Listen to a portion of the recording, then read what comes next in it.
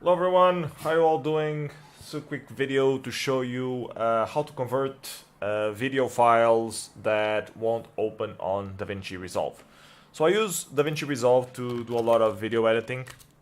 For Resolve. Show you what it looks like. If you don't know it, it's the basic version is free. You can use it for pretty much the standard editing, maybe put some text.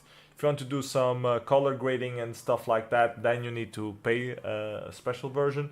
But other than that, this one works pretty well. It has a few quirks. One of them is that it doesn't load every video format that exists, and sometimes it loads but then it won't play properly. So I'm going to show you an example. The video that I just was editing right now had that issue, so I'm using it as an example. So new project test. I'm going to show it real quick.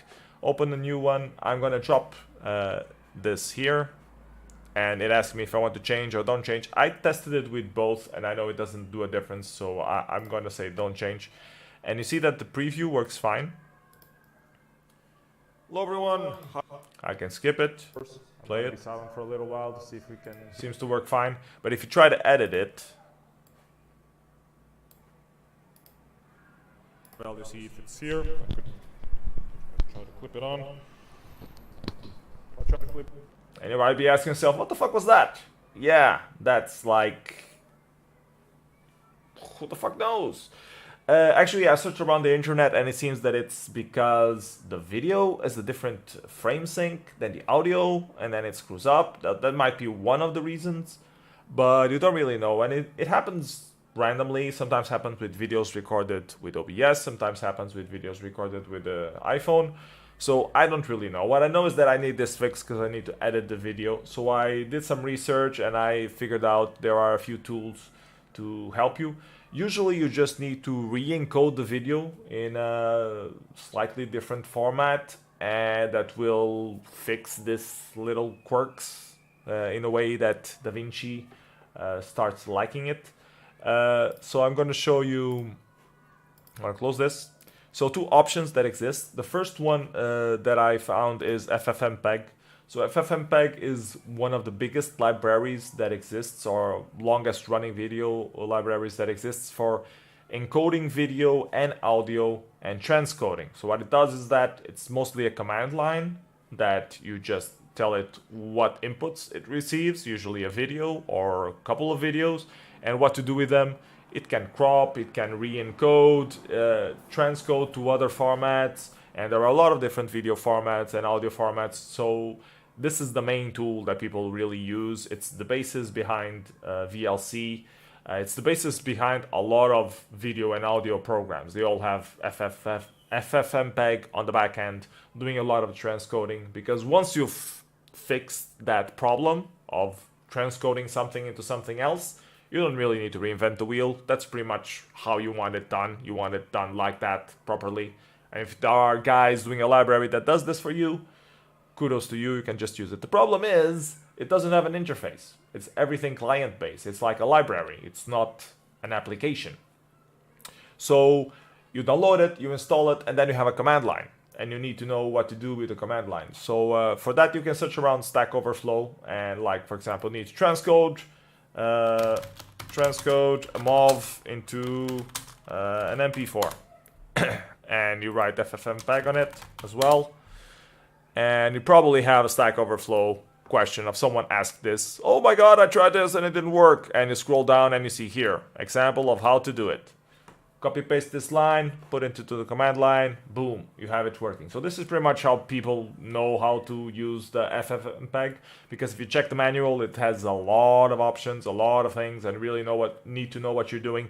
So it's best if you check questions of people who asked what you want to do previously, and you usually find an answer on Stack Overflow to doing it.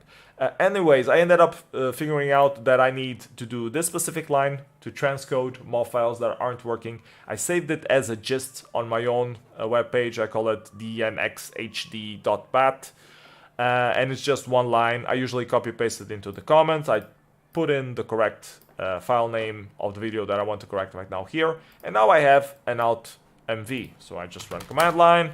I run this line, probably on the directory that you're working on. So here, I run this line here, and it will create me an out.mov. The thing is, I already did that, so I'm not going to do it again. I'm going to just show you how I would usually do it.